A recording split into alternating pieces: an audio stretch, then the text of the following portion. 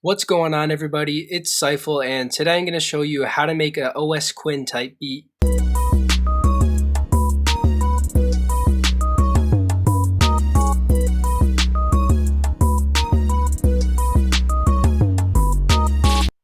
If you haven't heard of Quinn, she's a 16-year-old artist who's been part of this new hyperpop wave on SoundCloud. There's a couple other subgenres that are similar, like digicore and glitchcore, that artists like this fall into, and I'm going to show you how to make that style in this video.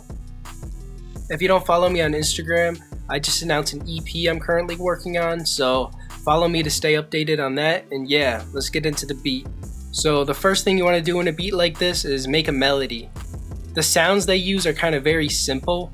If you have the plugin Serum, that's very helpful. I don't have it, so I just use the default 3x plugin, and I just used a simple sine wave and made this melody.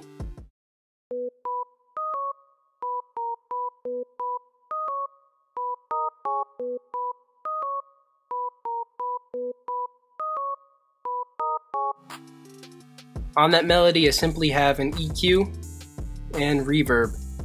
Without it, it just is a simple sine wave, like I said. It sounds like this. So I just added that just for a little bit of effect.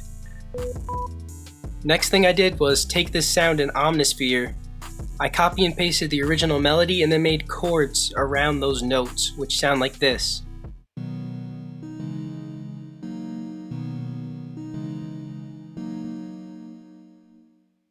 I added an EQ and reverb. What I did with the reverb was put the wet past the dry to make the chords sound really distant and far away, just so they're kind of a background noise. And it sounds like this now. Alright, so after I got the main melody and chords, I added this top lead, which sounds kind of happy-ish. Sounds like this.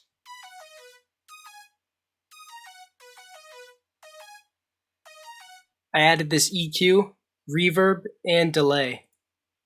Now it sounds like this.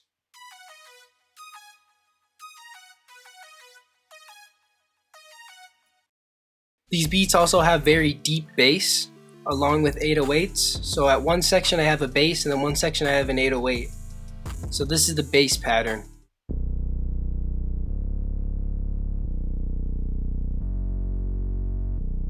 Now I have this EQ, which just takes out the low end, but this EQ is only on at parts the 808 is also on, so it doesn't clash with the 808. This is how it sounds with it on.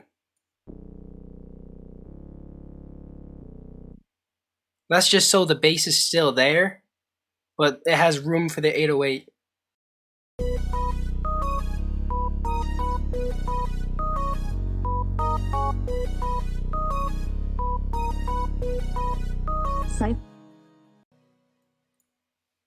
After that, I moved on to the drums and just started with a clap pattern, which sounds like this.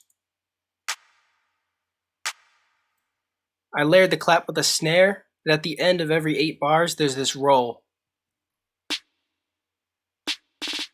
After that, I added a very bouncy hat pattern. Now, it is bouncy, but at the same time, it's very simple. Only a few rolls here and there. I didn't add like any crazy notes or anything. I used to think you had to go all out with these, but nah, just have something simple and bouncy. Sounds like this.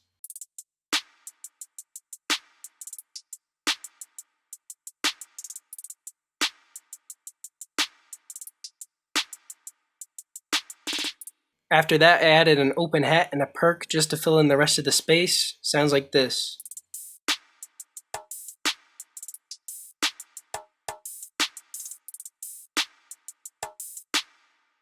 Alright, and last thing is the 808s. I used to think you had to go all out with these, just like I said for the hats, but it's really just a simple bouncy pattern. And I'll show you the pattern here.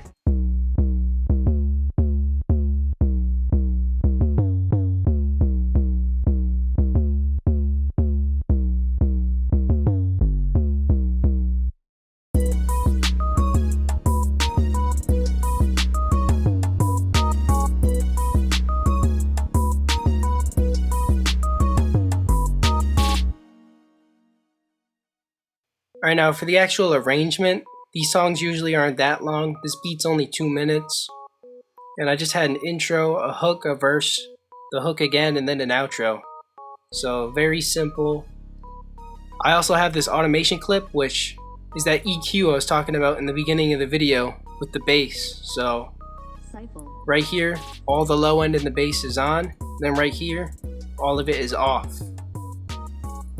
Besides that, I kept everything playing almost always throughout. I took out the hats occasionally, but throughout it's basically all the drums except for like these little breaks where I put the bass back in and everything. And that's it. I hope this video helped you guys. If it did, please leave a like and let me know what artists I should cover in next week's tutorial. Yeah, that's it. Thanks for watching.